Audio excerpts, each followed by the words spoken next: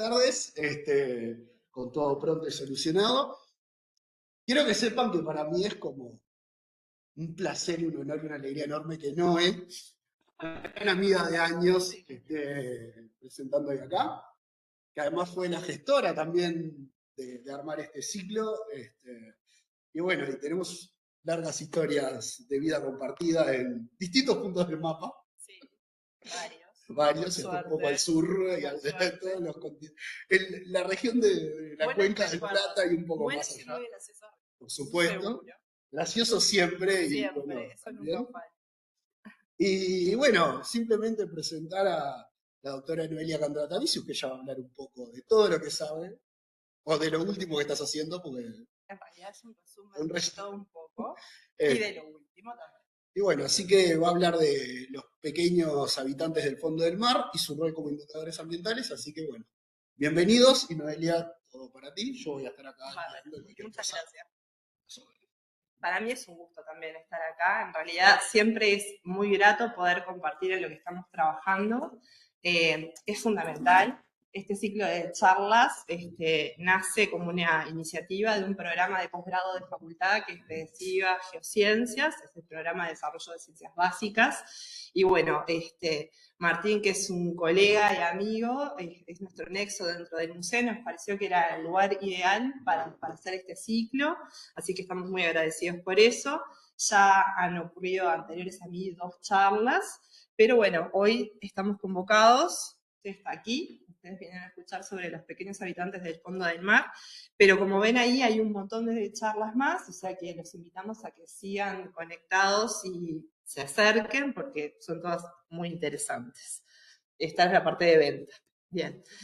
Entonces estamos acá para hablar de los pequeños habitantes del mar y bueno, en realidad a forma de presentación de la charla es involucrarlos a ustedes con ciertos habitantes que muchas veces pasan totalmente desapercibidos, ¿está? Vale. Esto me da un poco más de presión, pero bueno, nada. Bueno, entonces yo les vengo a contar sobre los pequeños habitantes del fondo del mar y su rol como indicadores ambientales. Yo trabajo hace muchos años, no voy a decir cuántos porque me perjudica, en el Laboratorio de Oceanografía y Ecología Marina de Facultad de Ciencias, y soy investigadora de PEDESIVA Geociencias hace menos tiempo, pero bueno, me he puesto mucho la camiseta y bueno, estoy dentro de lo que sería la Comisión de Difusión de Geociencias. Bueno, cuando nosotros pensamos en animales marinos, ¿cuáles se les vienen a la cabeza? ¿Cuáles serían los típicos animales marinos que se les vienen a la cabeza? Ballenas, ¿qué más? Focas, delfines.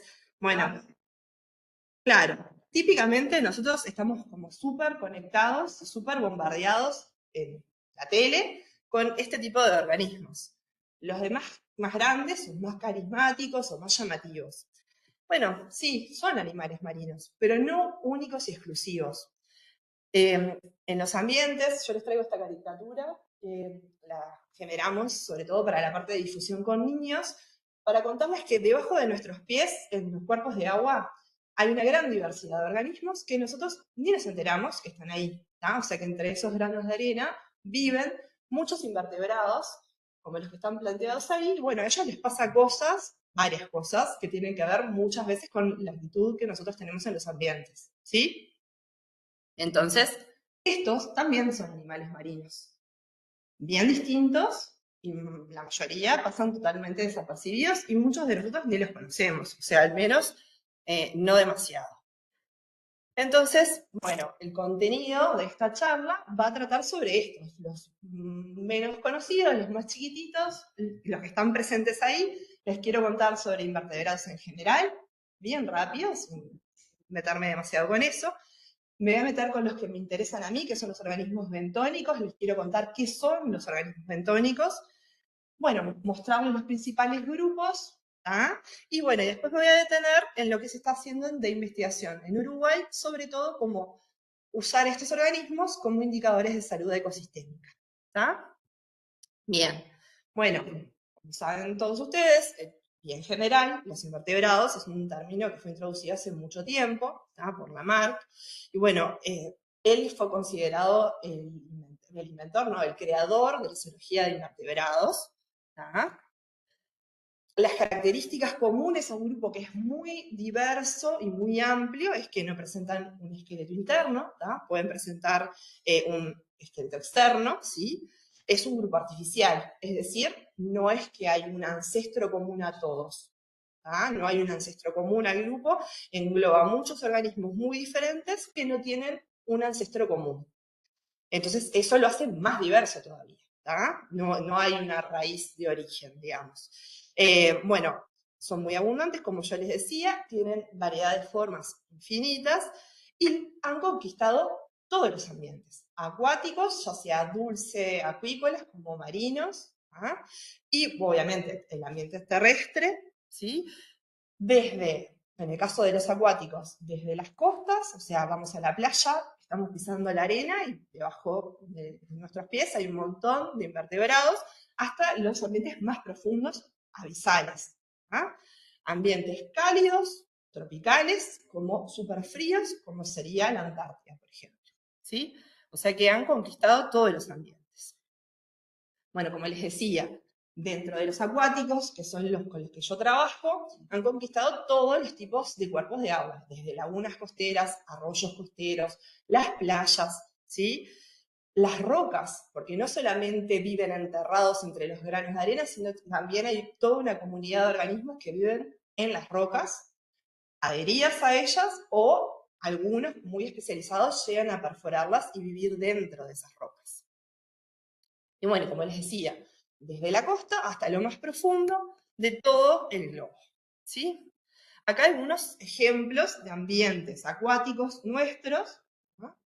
Con los que nosotros hemos estado trabajando. Hemos trabajado en puntas rocosas, pero bueno, principalmente lo que hacemos es trabajar en lo que serían lagunas costeras, principalmente Laguna de Rocha, y bueno, arroyos costeros también, como Solís Grande, Maldonado, Balizas, y bueno, la costa de Montevideo, principalmente la costa de Montevideo, en conjunto con la Intendencia de Montevideo se hace un monitoreo, que les voy a contar un poquito de eso más adelante. Bien, yo les hablo de invertebrados. Bueno, invertebrados no todos son bentónicos. ¿Qué es un organismo bentónico? ¿Se les ocurre? Sí. Ahí está. Son organismos, como dijo acá el compañero, que viven en muy íntimo contacto con el sustrato, ya sea blando, como yo les decía, enterrados en la arena, sobre la arena, o en las rocas, ¿sí? Pero todo su ciclo de vida se desarrolla en íntimo contacto con el sustrato. ¿Ah? Entonces, es un término que su significado del latín es fondo del mar, ¿tá? Y bueno, existen millones de definiciones. Yo les traigo esta, que es la que me gusta más a mí y me parece que es la más práctica y más clara, que es conjunto de organismos que viven en relación con el fondo, ya sea para fijarse en él, excavarlo y vivir dentro de él, marchar o desplazarse sobre su superficie o para nadar en sus vecindades sin alejarse de él. O sea, todo el ciclo de vida de los organismos es en íntimo contacto. Algunos organismos bentónicos tienen larva planctónica, o sea que vive en la columna de agua, pero su vida adulta sufre una serie de cambios y se asientan en el sedimento. ¿tá? O sea que es eso, básicamente un organismo bentónico es un organismo que está en el sedimento, sobre o enterrado. Y acá algunos ejemplos de lo que sería el hábitat de vida bentónico. Vieron que ahí tienen varios que están sobre el sedimento, esos son los epibentónicos, y los que se entierran, ¿ya? Son los que viven dentro del sedimento, que son intersticiales. ¿Bien? Palabras difíciles que no vale la pena, pero quédense con la idea de que son organismos invertebrados que su vida la desarrollan en íntimo contacto con el sedimento. Como hay una gran diversidad, porque es lo que les voy a repetir mucho en esta charla, gran diversidad de invertebrados, lo hay también de invertebrados bentónicos. Y por cuestiones prácticas es imposible estudiarlos a todos. Entonces, como no los podemos estudiar a todos, lo que se generan son categorías para poder clasificarlos. Una categoría que es muy utilizada es el tamaño. O sea, yo no estudio todos los invertebrados, desde el más chiquito hasta el más grande. Me quedo generalmente con una categoría. Esas son las 4 categorías que se establecieron. Microeventos, que son súper chiquititos, o sea, para poder identificarlos, verlos, observarlos, microscopio, menores de 63 micras, o sea que es muy, muy, muy chiquitito. Medioventos, que en realidad va de 63 micras hasta 0.5 milímetros, o sea que también son súper chiquititos. Se puede trabajar en lupa binocular, pero generalmente para llegar a más detalle necesito un microscopio para poder identificarlos. Macroeventos, que son los que son mayores a 0,5 milímetros. Bueno, y después megaventos, que son mayores a 3 centímetros. Como ven ahí, están nombrados varios organismos que son los que se utilizan como para ejemplificar el tamaño. ¿tá? Dentro del microeventos están lo que serían diatomeas, foraminíferos, bacterias. Dentro del medioeventos, los más conocidos y los mejores de todos, los nemátodos, al menos esa es mi misión del día de hoy, convencerlos que son lo mejor. Se nota que trabajo con ellos, ¿no?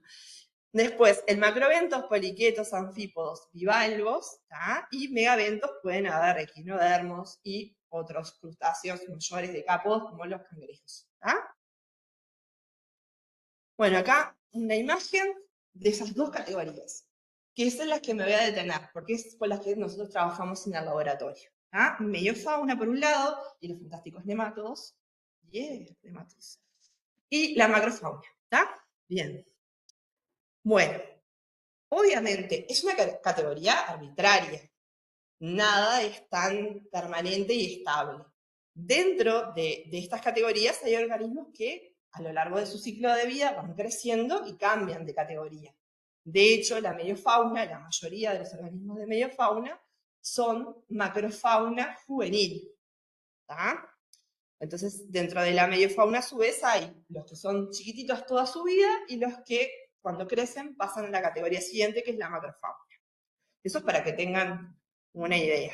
Entonces, por ejemplo, mediofauna temporal son esos que, cuando son estados larvales, son súper chiquititos, cuando crecen, cambian de categoría, se transforman en macrofauna.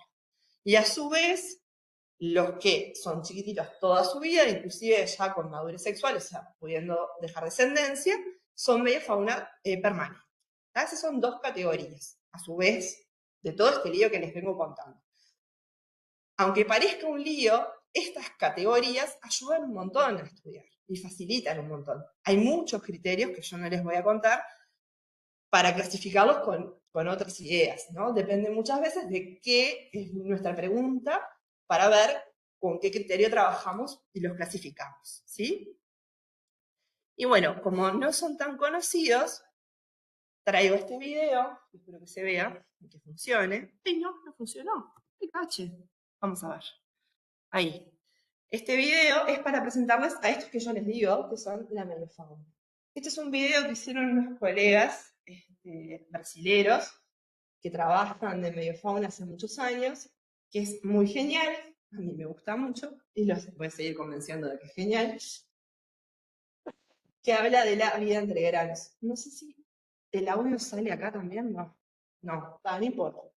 Lo importante igual es que los vean vivos y moviéndose, que me parece súper interesante. Bueno, en realidad este video lo que explica es eso, la diversidad de organismos que viven entre los granos de arena. Y obviamente plantea que, bueno, como empecé yo la charla, ¿no? O sea, los más grandes siempre son los más conocidos, pero que hay toda una gran diversidad de organismos que están en esos granos de arena, en estos cuerpos de agua. Eso en inglés estaba, así que tampoco no es que nos estamos perdiendo demasiado.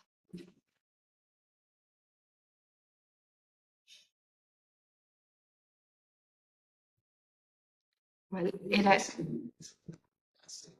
Sí, yo lo puedo pasar, está en YouTube. Ahí va, para que lo puedan, sí.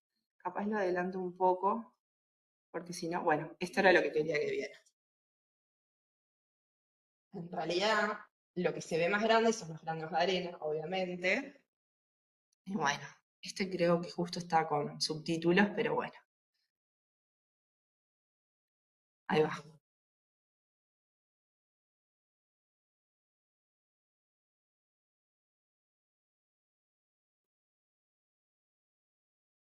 Disculpas, no chequeé lo del audio. Me quise hacer la moderna de traer imágenes, pero bueno. Nada, esto es para que vean. ¿Vieron ese pequeño tubito de arena? Eso es una muestra para nosotros. O sea que con una pequeña cantidad de sedimento encontramos una gran diversidad de organismos. Bueno, es parte del procesamiento de las muestras. Esos son tamices, no son samiones de harina, sino que son tamices. Y bueno, es la forma de separar esas categorías de tamaño, ¿tá? Para poder llevarlas a lupa. Estos organismos, para observarlos vivos, en realidad lo que se hace generalmente se anestesia la muestra, ¿tá? Con cloruro de magnesio. Eso hace que los organismos se enlentezcan y sea posible observarlos. Una cosa que no les comenté es que muchas veces las características que nos llevan a ponerle nombre y apellido dependen de que el organismo esté vivo, porque cuando se fija, o sea, cuando se muere, se fija, se pierde mucha información del pila de las características que sirven para identificarlo. Bueno, estos son poliquetos, ahora vamos a hablar un poquito de ellos, y otros grupos más. Voy a pasar rápido porque ya que no tiene. Bueno, esto es para que vean cómo se saca una muestra, que después más adelante también les voy a mostrar unas imágenes. Pero bueno, lo que quería es que vieran alguno de estos maravillosos organismos que muchas veces cuando los miramos pensamos en películas de ciencia ficción. Son tan, bueno, muchas de las películas de ciencia ficción toman de la naturaleza para crear sus monstruos extraterrestres, etc. Así que bueno, nada. Eso me parece que estaba bueno para que lo vieran. Pero como dice Martín, se los compartimos así tienen el audio. Se los paso medio rapidito.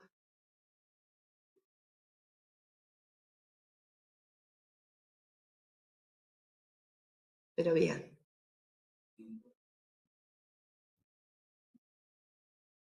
Muy bien. Muy bien. Bueno, estas son otras imágenes más, que son de poliquetos en la lupa.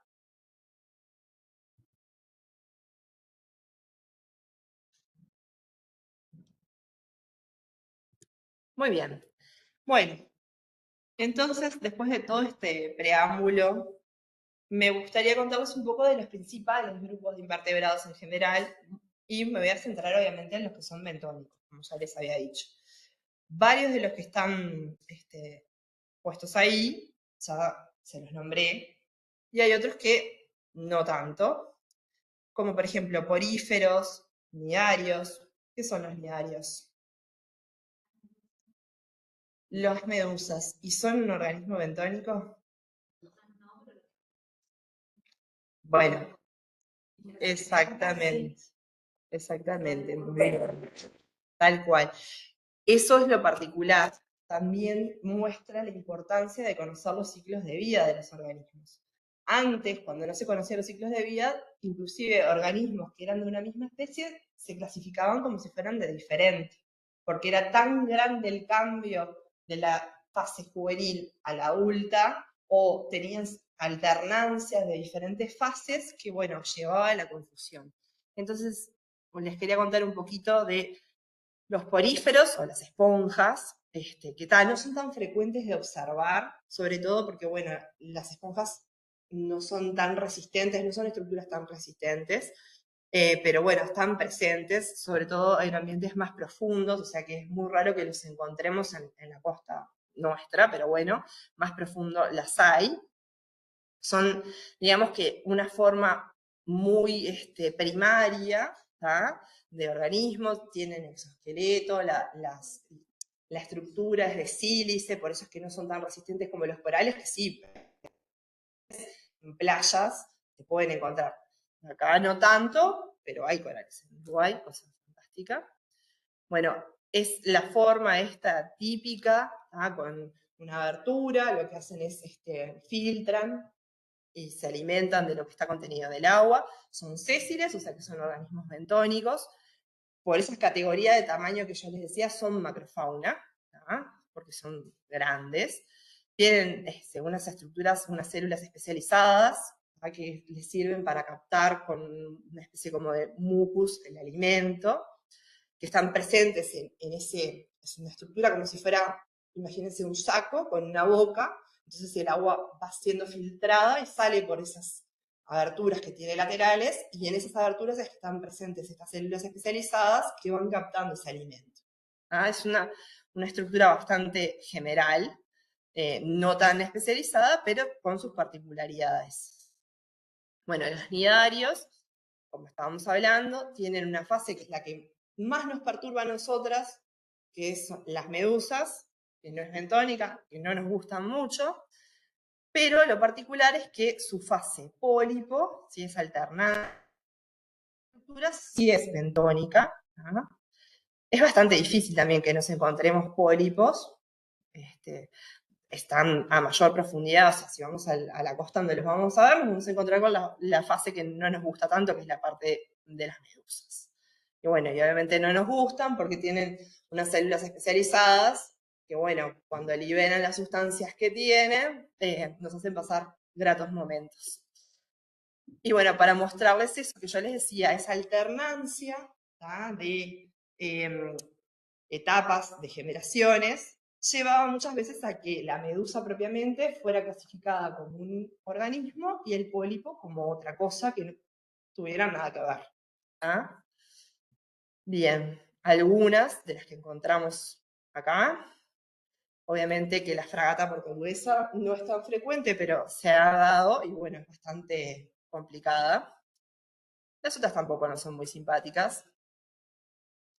Y bueno, eso es simplemente para contarles de la diversidad de otros organismos. Yo ahora me voy a detener un poco más en los que vienen de acá en adelante, porque son los que realmente con los que trabajo.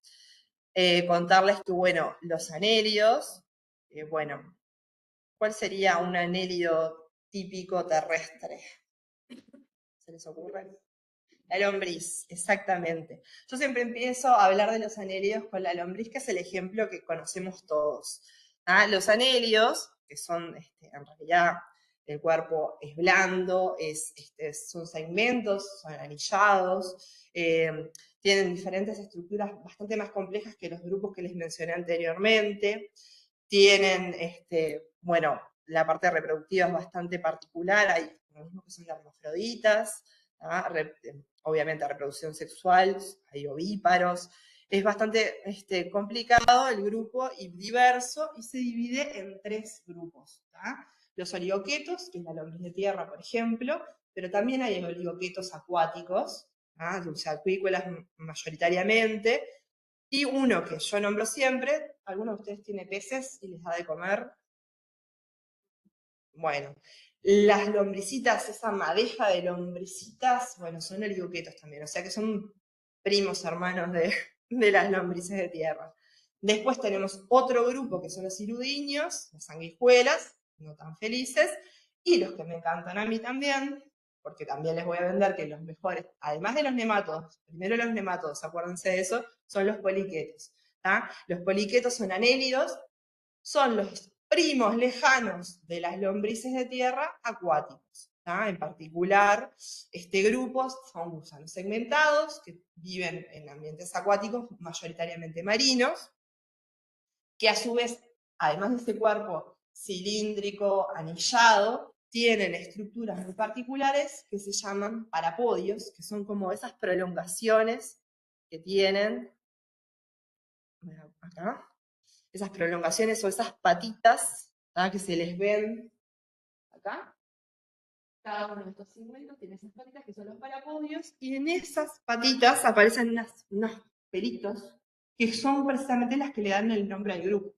Poliquetos, muchas quetas. Esos pelitos se llaman quetas, y tienen variedad de formas y estructuras infinitas. Son muy interesantes porque, por ejemplo, les presento esto, son todas fotos de acá, de organismos colectados en ambientes de Uruguay. Por ejemplo, esto que está acá es la faringe vertida. Los poliquetos tienen la particularidad de que pueden vertir su faringe para alimentarse.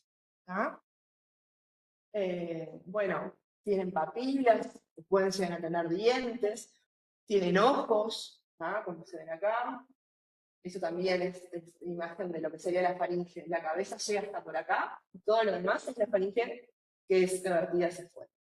En este caso, tienen cabezas súper chiquititas, como es este que es Heteromastus. La cabeza es este granito de acá, y esto es la faringe también revertida. ¿Ah? Son muy particulares. Bueno, tienen antenas algunos. Bueno, no todos se alimentan de otros organismos o de la materia orgánica del sedimento. Hay algunos que tienen estructuras que les permiten filtrar toda la materia orgánica que va cayendo en la columna de agua, ¿ah? Como estos que están acá, que forman como esa especie de abanico. Y bueno, y no todos los que encontramos acá son originarios, o sea, especies autóctonas. Muchas de las que aparecen son especies invasoras. ¿Alguna vez escucharon el término invasor? ¿Qué es una especie invasora? ¿Quién se anima a explicarlo sencillito? Una especie que puede estar aislada de otro ecosistema, de otro país. Ahí va. O sea, Exactamente. Exactamente, es eso. Es una, claro, es una especie que está fuera de su distribución natural. Traída a propósito o llegó como paracaidista. Esta que tenemos acá es un poliqueto invasor que se llama Phycopomatus enigmaticus. El nombre es fantástico. Es enigmático, es asiático, ¿tá? Lo particular de este poliqueto es que, ¿vieron todas estas estructuras? Son tubos calcáreos que el poliqueto produce. O sea, el poliqueto adulto genera como una especie de mucus calcáreo que cuando se seca forma el tubo y ellos viven adentro. O sea, se construye su casa y vive ahí. El tema es que este poliqueto, como todas las especies invasoras, lo que tienen los invasores es que no tienen depredadores naturales, tienen una gran capacidad de reproducción, entonces rápidamente alcanzan números muy grandes, no hay nadie que los controle de forma natural, compiten con las especies autóctonas, obviamente, por recursos, espacio, etcétera, y a su vez generan otras cuestiones, como por ejemplo, estas estructuras en la laguna de Mar Chiquita, en Argentina, llegan a formar como unos domos gigantes que cambiaron hasta los patrones de circulación de la laguna. A su vez, al generar este espacio que no estaría de otra manera, permiten que otros organismos que no se asentarían se asienten. Entonces cambian totalmente la estructura de esa comunidad. ¿Ah? Y bueno, llegan. ¿Cómo llegan? Mar Chiquita, que es Argentina. Acá también hay bastantes. Bastantes. De hecho, generan bastantes problemas para ser removidos, como otras especies invasoras que después les voy a comentar. Pero bueno, en realidad, que les dije, ¿cómo llegan acá las especies invasoras? ¿Qué les parece? Agua de lastre. ¿Todos saben lo que es el agua de lastre? ¿No? Rapidito se los cuento y seguimos en esta historia, porque si no nos quedamos atrapados con Phycopomatus enigmaticus. El agua de lastre es el agua que las embarcaciones utilizan antes de salir de puerto a buscar lo que vengan a buscar para este lado, para estabilizar la embarcación. ¿tá? O sea, son como, imagínense, bodegas que se llenan con el agua de aruga. En esa agua vienen larvas. ¿tá? Antes no estaba regulado qué hacía esa embarcación cuando llegaba a puerto y tenía que cargar lo que venía a buscar. Entonces la liberaban mismo dentro del puerto. Al liberarla, son especies que se adaptan a lo que sea. Pasaba eso, se sentaban y bueno, ahora está regulado. Es muy difícil de controlar. Supuestamente lo tienen que hacer a mar abierto, porque se supone que salinidades altas barrerían y no permitirían. Pero bueno, es todo muy difícil. Lo sabemos todos. Bien, otros también gusanillos interesantes son los platelmitos, que dentro de los platelmitos los que conocemos más nosotros son los que son parásitos. Pero los de vida libre generalmente no los conocemos tanto. Me refiero a parásitos como tenia, etc.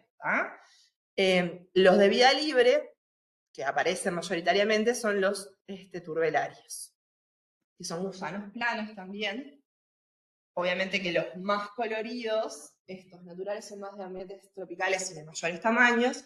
Este que es rosado radioactivo es uruguayo, pero no es su color natural, es un colorante que usamos para poder observarlo con facilidad. ¿Ah? Bueno, y acá me voy a detener y les voy a hablar 5 horas de los nemátodos, como les dije, porque los voy a convencer de que son los mejores del mundo. Los nemátodos también son gusanillos, pero bueno, son un filum aparte, muy diferente, súper chiquitito, pertenecen al mediobentos, o sea que son más chiquitos que 0,5 milímetros, muy numerosos, muy interesantes. A pesar de ser tan pequeños, tienen estructuras interesantes, como por ejemplo, si se fijan acá, esto redondito, es una estructura que lo que hace es un sensor químico, se llama anfibio. ¿Tá?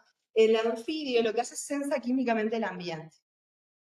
Así como los ven, obviamente se ven con microscopio para poder identificarlos y llegar a ver esas estructuras, pero bueno, tienen muchas particularidades que son súper interesantes. Acá se ven. ¿No? Lo particular de este grupo es, para poder saber quién son, o sea, llegar a ponerle nombre y apellido, es necesario encontrar machos, porque uno de los caracteres que necesitamos es la parte reproductora masculina, ¿no? Además de la estructura de la boca. Acá algunas imágenes más, pero bueno, tienen diversidad de formas. Uno diría, es un pelito, no es nada, pero tienen estructuras súper interesantes. Mandíbulas, y bueno, lo particular de este grupo, la mayoría de los taxónomos trabajan con claves dicotómicas, ¿tá? Que se va llegando a quién es con dos opciones, es presenta anillo, no presenta anillo, ¿no? Y así me va llevando a dos opciones más y así cada vez más. En el caso de los nematos, es bastante más complejo, lo que se trabaja es con claves pictóricas, es decir, voy sacando quién es por observación de las estructuras. La primero que me fijo es si la cutícula es lisa, si la cutícula, o sea, sería como la parte de la piel del gusanillo, si la cutícula es lisa, si es estriada, si es rayada. ¿Ah? Y después me voy fijando las características, como están ahí, de, bueno, qué tipo de órgano forma, ¿no? Del órgano del anfibio, ese químico que yo les digo, si presenta boca marcada o no, si presenta dientes, si presenta cerdas, que son estos pelitos también, y bueno, y la estructura del órgano masculino, que puede tener ventosas de adhesión, por ejemplo, o sea, una gran complejidad de formas. Esto es para que vean un poquito cómo se hace. Se va buscando quién es. Otro grupo súper interesante son los moluscos. Bueno, no me voy a detener mucho en las características del grupo en general, pero es un grupo también muy diverso que presenta, bueno, estructuras típicas como lo que es el manto, la presencia de respiración cutánea o por branquias, son grupos muy interesantes. En el caso de los moluscos gasterópodos, son todos los caracoles, ¿sí? Los que presentan una concha de una sola pieza. Bueno, esto es para buscarle un poco de gracia, ¿no? O sea, siempre enroscados porque el organismo vive enroscado en la estructura de la concha central, ¿sí? Esa columna. Entonces, también hay una gran diversidad de formas, desde muy pequeñitos a muy grandes. En particular, que es muy numeroso en nuestros ambientes acuáticos, se llama Aerobia australis, y si ustedes lo ven ahí, dicen, ¡ah, es enorme! Es un grano de arroz. Súper, súper, súper numeroso, y que es muy resistente. O sea, este caracolito vive inclusive en sedimentos anóxicos enfrente de ANCAP, de la refinería de ANCAP. Obviamente hay una gran diversidad de formas. Estos son más tropicaloides. Vieron que nuestra forma es un poquito más apagada, no es tan colorida, no es tan llamativa, pero bueno, tiene sus cosas también encantadoras, hay que decir. Y bueno, y estos de acá abajo es otra especie invasora, que hace unos años se hizo famosa, bastante famosa, porque inclusive se da un peso por cada caparazón. Entonces, Rapana venosa, que es venosa pero no venenosa, es un gasterópodo que también viene de Asia, que hay muchos de estos organismos por la misma razón, nadie se los come, en Asia se los comen los asiáticos, o sea, de hecho, en Café Gastronomía, acá se intentó, no hay forma, puedo dar fe, que son una cosa extrañísima, porque es súper dura la carne, intentar cocinarla y todo queda como un chicle. Pero bueno, en realidad, en particular, Rapana genera muchos problemas económicos y ecológicos. Económicos porque depreda sobre los mejillones, ¿tá? Entonces, depreda sobre los bancos de Mytilus edulis, que es el recurso maracológico estrella, digamos, y bueno, se come los mejillones de una forma tremenda, además de generar disturbios ecológicos porque se asientan cualquier superficie dura del fondo, por ejemplo, arriba de las tortugas. Ustedes saben que las tortugas marinas vienen acá a alimentarse, no a reproducirse. Recuerden eso, no aparecen ovitos de caracol en nuestras costas, lo que aparecen son ovicápsulas de caracoles. ¿tá? Y bueno, al asentarse arriba de las tortugas, que las tortugas descansan en los fondos, ¿tá? Cuando la tortuga quiere volver a nadar, no puede por la cantidad de peso y puede llegar hasta ahogarla. O sea que varios problemas. Eso para también contarles un poquito de eso. Bueno, moluscos bivalvos, que en cierta manera ya adelanté un poquito, mejillones, almejas, ¿sí? Son todos organismos que también viven en dos tapitas, por decirlo de alguna manera, dos valvas. También hay muchas formas muy variadas. Hay los que son aplanados dorso-lateral, como los mejillones, es una tapa así. También hay almejas, que son dorsoventrales, ¿tá? Diferentes estructuras, diseños. Esta es mi anticultura, que ahora, perdónenme, no me acuerdo cuál es el nombre actualizado, porque también es eso. Los nombres cambian, la taxonomía cambia, las clasificaciones cambian. Pero bueno, Herodona, que es muy común, Tagelus, que es la navaja, pueden encontrarla enterrada vertical en las playas, el berberecho, Donax, bueno, eso. Bueno, también equinodermos, que no son para nada comunes, o en realidad lo son. En la parte rocosa es común encontrar erizos, anémonas, ¿sí? Estrellas de mar es mucho más difícil, pero bueno, potencialmente podrían aparecer, no tan bellas como esas, pero bueno. Anémonas sí. Anémonas no, erizos, perdón. Y puse una foto equivocada. Mal. Sí, son nidarios. Perdón, mal yo. Y bueno, nada. Otros grupos también súper diversos, artrópodos, ¿tá? Que dentro de los artrópodos los más conocidos, o los que en nuestra cabeza siempre va, son langostas, cangrejos, pero también hay otra diversidad de crustáceos más pequeñitos, como copépodos, ostrácodos, isópodos, anfípodos, ¿tá? Que son bastante comunes. También hay una gran diversidad de estos organismos en nuestras costas y en lo que serían sistemas estuarinos como las lagunas costeras. Acá voy a presentar algunos. Los ostracos son estos porotitos que también son bivalvos, ¿tá? Anfípodos, copépodos. ¿tá? En el caso de los copépodos, los más... A ver, hay grupos que son bentónicos porque viven en la interfase agua-sedimento y están en mucha relación con el sedimento, pero hay muchas especies que son planctónicas, o sea, que viven en la columna de agua. ¿no? Vale la pena la aclaración.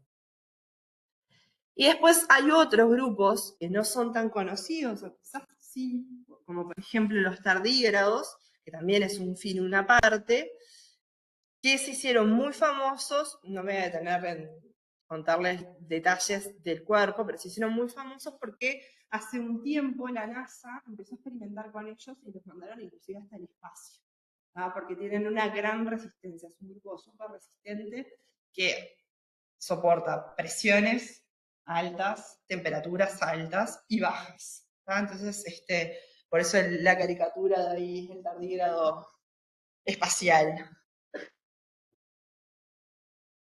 Bien. Bueno, como vieron, hay una gran diversidad de formas, colores, tamaños, enorme. Y bueno, y en facultad hace bastante tiempo que trabajamos con varios de estos grupos, principalmente se utilizan como indicadores de calidad ambiental, pero también se trabaja toda la línea de especies invasoras, o sea, todo lo que es el efecto de la especie invasora en el ambiente, son temas que se abordan hace bastante tiempo. Mayoritariamente trabajamos con lo que sería la categoría esa de tamaño de macrofauna y mediofauna, o sea, los más chiquititos, no los chiquititos del todo, pero los intermedios y los intermedios de grandecitos. Y básicamente lo que hacemos es ir a los diferentes ambientes, hacer colectas, se identifican y después, como se sabe ecológicamente cuáles son resistentes y cuáles no a diferentes contaminantes, se usan para calcular índices. Esos índices nos dan la información del grado de perturbación del ambiente. ¿Cómo los colectamos? Eso que yo les quería contar es, básicamente trabajamos en lo que sería diferentes ambientes, ¿no? Ambientes someros, como serían las playas, ahí la colecta es mucho más sencilla, es manual, son con coders, sobre todo en ambientes arenosos. Un coder es básicamente un cilindro de PVC, porque nosotros las muestras que sacamos necesitamos saber qué tamaño tienen para poder referir esa abundancia de organismos. Y generalmente el tamaño de la muestra es importante tenerlo estandarizado porque eso nos permite comparar con estudios en otros lugares. O sea que todos los que trabajamos con macro, medio fauna, trabajamos con los mismos muestreadores, el mismo volumen, entonces lo que encontraron en Argentina, lo que encontraron en Brasil, es comparable con lo que encontramos nosotros. ¿Se entiende la idea? Y por eso la importancia. En el caso de los ambientes someros, la colecta es cuerpito gentil al agua. En los ambientes más profundos necesitamos otros artefactos, como por ejemplo, lo que ven acá es una draga, bambín, que básicamente es un sacabocado de sedimento. Esto cae abierto, cuando cae lo trato de levantar con la soga, se cierra y me permite sacar una porción de sedimento entera, que es lo que ven acá. Y de ahí se sacan muestras no solo para ver los organismos, se sacan muestras para ver si hay metales pesados, si hay hidrocarburos, el contenido de materia orgánica, la granulometría. Se aprovecha y se hace de todo un poquito. ¿Está? Bien. Acá algunas imágenes para demostrar que las mujeres somos fuertes. Con una polea siempre, ¿no? Porque pesa un montón. Bien, eso es para que vean, se sacan muestras. Bueno, eso que yo les decía. Esa porción de sedimento entera sería una muestra de macrofauna. Eso va al laboratorio, se tamiza, se identifica y se contabilizan todos los organismos que hay. En el caso de la mediofauna, vieron que yo les mostré, se necesitan porciones mucho menores. Entonces lo que se hace es se saca con este tubito chiquitito una pequeña porción de sedimento. No se confundan, que sea chiquitito no quiere decir que encontramos 1500 nemátodos, por ejemplo. O sea que la abundancia es muy grande de los más pequeñitos. Bueno, una vez que sacamos esas muestras, se va al laboratorio, se tamizan por esos tamices que yo les decía, las de medio por un tamiz, las de macro por otro, se llevan a la lupa y se identifican. Y ese es el trabajo más lento, pero también más estimulante, porque es ir descubriendo entre esos granitos de arena todo lo que hay ahí. ¿Bien? Ahora, yo les he dicho varias veces que nos interesan porque nos dan información de la salud de los ambientes. ¿Y por qué es eso? Porque el sedimento es el depósito de los contaminantes. Así que estos organismos, que toda su vida viven en íntima relación con el sedimento, no se mueven mucho más allá de ese sedimento, están siendo testigos de lo que va pasando. En la columna de agua se deposita en el sedimento, entonces son nuestros informantes de qué pasó ahí, qué grado de contaminación, qué está pasando. No solamente nos dan información de lo antrópico, sino también de las cuestiones naturales, porque estos organismos van censando cambios de salinidad, cambios de materia orgánica que son naturales. No necesariamente todos los cambios son negativos y tienen que ver con nosotros. También hay cambios que son naturales. ¿Tá? En el caso de los cambios que son antrópicos, se los puede usar entonces como indicadores de contaminación. ¿Quién está presente en esa muestra y en qué número me puede decir si ese ambiente está perturbado, contaminado o no? ¿Tá?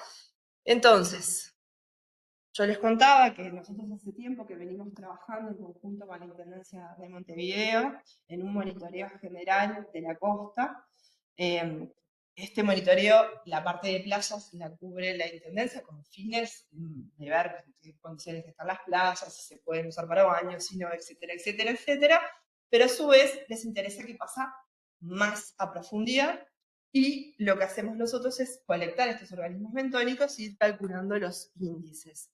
Estos son los diferentes puntos de muestreo, ¿tá? Es un plan que nació queriendo acompañar la previa a la construcción del emisario de Punta Yeguas, en la construcción y el posterior. El emisario está operativo hoy en día, y también monitorear qué pasa con el emisario de Punta Carretas, ¿tá? Y bueno, en los diferentes lugares de la costa. Entonces, como ven, hay muchos puntos de muestreo. Se sacan muchas muestras de estas cosas que yo les estaba contando, de organismos, de hidrocarburos, de materia orgánica, de metales pesados, etc. Y bueno, la idea es ver, esto no tendría que estar, el grado de impacto de esos ambientes. Tomando en cuenta que, bueno, hay zonas que son altamente impactadas, como lo es la Bahía de Montevideo, históricamente, por sus usos, por la cantidad de cosas que pasan allí, como por ejemplo, bueno, la presencia de la refinería, el puerto, el dragado constante. Piensen que los contaminantes se depositan en el fondo, pero cada vez que se draga, todo lo que estaba depositado vuelve a resucitarse. Pasan cosas. Bueno, obviamente, los arroyos con históricos problemas de contaminación de todos los tipos y colores, desde residuos sólidos a los históricos de lo que va quedando todavía de la llegada de lo que fueron las curtiembres, etcétera, ¿ah? Porque siguen apareciendo metales pesados, etcétera. Entonces, bien, lo que hacemos es transformar esa información de quiénes son y cuántos son para saber el grado de salud de esos animales. Bien, usamos la macrofauna por esto que yo les decía. Son sésiles, están ahí, son abundantes, responden, sabemos eso, entonces los ponen en una posición ideal para contarnos qué está pasando con ese ambiente. Y bueno, se ha hecho históricamente este estudio, entonces se han observado cambios. Si se fijan ahí, lo que está representado es en rojo como muy perturbado, o sea, la comunidad nos informa que ese ambiente está muy perturbado, lo que está en amarillo moderadamente perturbado y lo que está en verde es que está saludable. ¿Ah? Esta imagen es de lo que sería 1998 y los diferentes puntos. Obviamente la bahía de Montevideo, rojo, ¿ah? Para la zona oeste, verde, bastante bien, y bueno, lo demás hacia el este, hacia Punta Carretas, moderadamente impactado. ¿Ah? Si observamos qué pasó en 2018, 10 años después, ¿tá? Sigue estando rojo, varios de estos puntos ya no existen, si los pensamos hoy, por la ampliación del puerto, los más costeros ya no existen, y bueno, y lo demás, amarillo. Y esta historia continúa, o sea, se sigue monitoreando, se sigue observando qué va pasando. Capítulos a continuación, algún día les contaremos en qué estamos hoy en día. Entonces es eso. nos permite observar qué va pasando con los ambientes. Esos pequeños invertebrados, que para mí son fantásticos, son re lindos, además nos dan una información súper valiosa, ¿sí? Bien. Sí. Es el tipo, porque yo no me quise meter demasiado en eso. Cada organismo está clasificado de acuerdo a su grado de susceptibilidad al impacto. Eso que yo les decía, el Eovia, el pequeño caracolito, es un oportunista de segundo grado. Es una especie que soporta lo que sea. Entonces la clasificación va en función de eso. Cuán tolerante es a la contaminación o a la perturbación.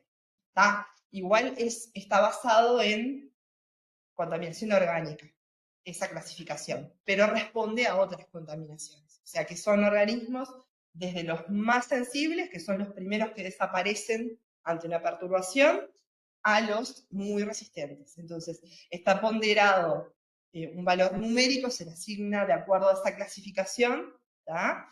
Y se pondera por la abundancia. Es decir, si encuentro 100, no, ahora no me acuerdo el número con el que se multiplica, pero si tenés 100 Eovias por ese número sumado a los otros organismos de las otras categorías. Y eso te da un índice numérico, obviamente, que lo que te permite referir es eso, saber el grado de contaminación o el grado de salud ecosistémica del ambiente. ¿Lo que, perdona? Y es variable, es variable. No hay un grupo que sea.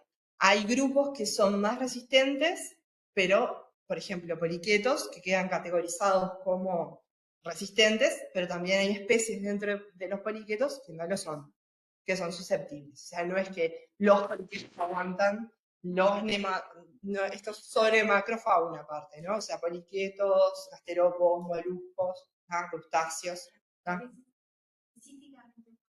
Sí, especies y algunos que no es especie, sino que es el género, por ejemplo, también. Porque este se llama AMBI, en realidad, el índice, fue creado en Europa, para la parte de monitoreo europeo, pero fue adaptado para Uruguay y para otros países latinoamericanos. Entonces están las especies estudiadas, categorizadas. No está absolutamente todo, hay cosas que no pueden ser incluidas, pero mayoritariamente funciona porque están estudiadas. ¿Tá? No me quise detener demasiado porque era una charla sobre eso. Bueno, y en el caso de la meiofauna, los más chiquititos, también son súper susceptibles y son indicadores. ¿Tá? No sé cuánto tiempo llevo hablando ya. Me va a venir un gancho y me van a sacar. Bueno, voy a hacer más. Sí. Bueno, la línea de microplásticos, hay justo una compañera en el laboratorio que está trabajando con bivalvos y lo que está haciendo es tratar de cuantificar cuánto es incorporado. Es una línea de trabajo que empezó hace un tiempo, es una colega. No, yo no trabajo con microplásticos, lo que les iba a contar era lo último, que vamos a empezar a evaluar el efecto de macroplásticos, o sea, la deposición de plásticos grandes en el sedimento en la estructura de las comunidades y la estructura del sedimento. Pero bueno, ella sí está trabajando con eso y bueno, tiene un monitoreo realizado, se llama María Eugenia Pedelac, ella tiene un monitoreo en diferentes puntas rocosas del Uruguay y está con eso justamente. Pero sí, o sea, los microplásticos están en todo. Ya hay pruebas y es una línea de trabajo bastante reciente, pero ya lleva un tiempito igual. Y se sabe que sí, que los organismos, en realidad está estudiado hasta cuánto tiempo permanece dentro, cuánto es excretado, o sea, el pasaje de, o cuánto queda mismo incorporado en el organismo. O sea que sí. Bueno, lo voy a hacer rápido esto. Contarles que, bueno, todos estos trabajos tienen publicaciones, o sea, si ustedes entran en la página de Oceanografía van a encontrar publicaciones. Esta que justamente les contaba, que era de esos 10 años que había pasado en la costa de Montevideo, está. Bueno, todas las líneas de trabajo, lo que además de hacer divulgación en general, que es fundamental, también nosotros somos medidos por nuestros pares, por eso es que hacemos estas publicaciones fantásticas en revistas internacionales, que nos cuestan un montón hacerlas, pero eso lo digo a título personal yo.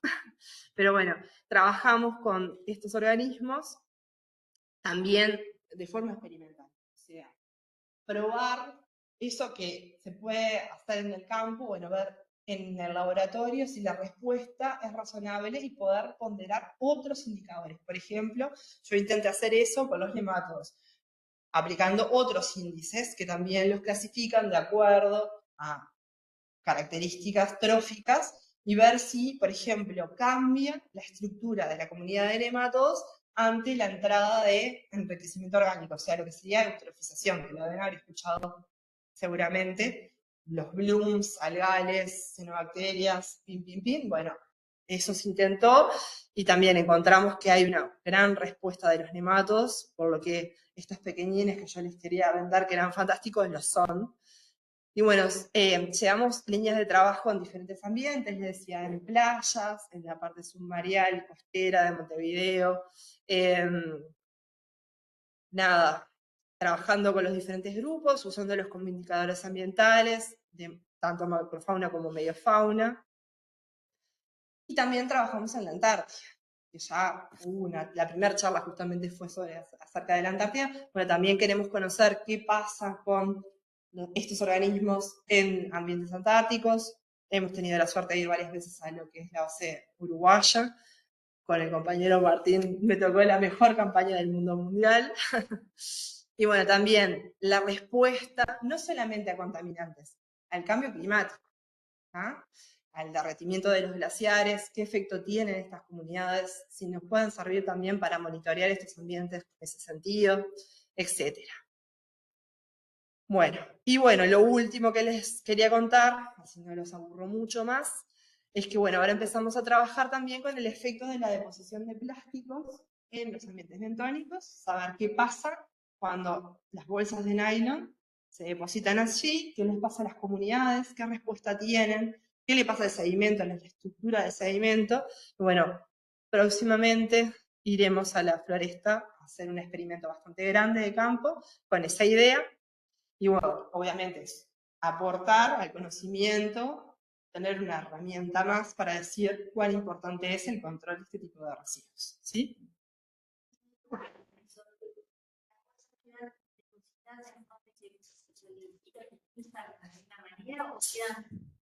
No, nosotros las vamos a fijar. O sea, la idea es hacer como lo más representativo lo que sería la deposición de una bolsa, que de hecho estas imágenes que tienen acá son experimentos naturales.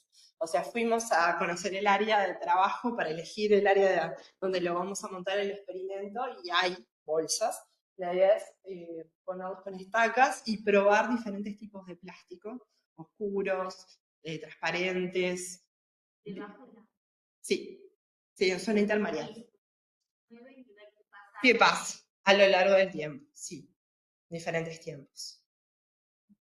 Y tomar muestras para macro, para medio, para las cuestiones orgánicas, la presencia de biopolímeros también como alimento, o sea, la composición de la materia orgánica.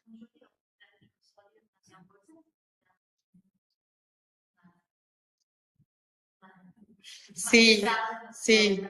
Aunque parezca increíble, hay pocos estudios de este tipo, o sea, está poco reportado qué pasa con esa deposición. Entonces nos parecía que era un aporte interesante. Las olas traen de todo. Todo trae de todo. Sí. Sí. Sí. Sí. Sí.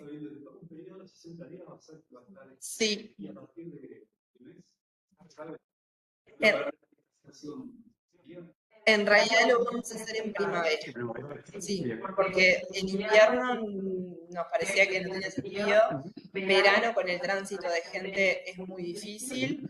Lo íbamos a hacer en otoño, pero bueno, tenemos una serie de dificultades, sobre todo en el área de estudio, que es una zona que es problemática porque parecería que es el margen del arroyo, pero es privado.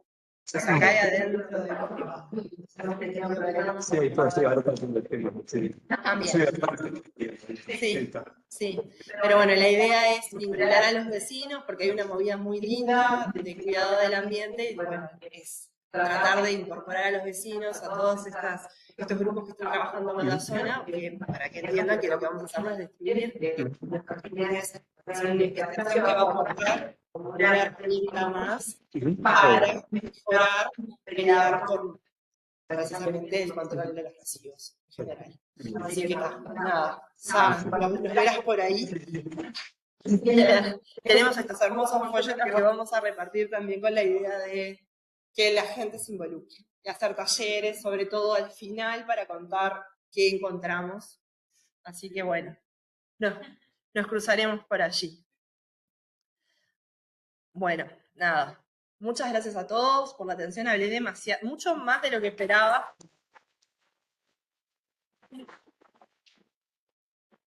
Y bueno, preguntas. Si quieran algunas en el tintero. Sí.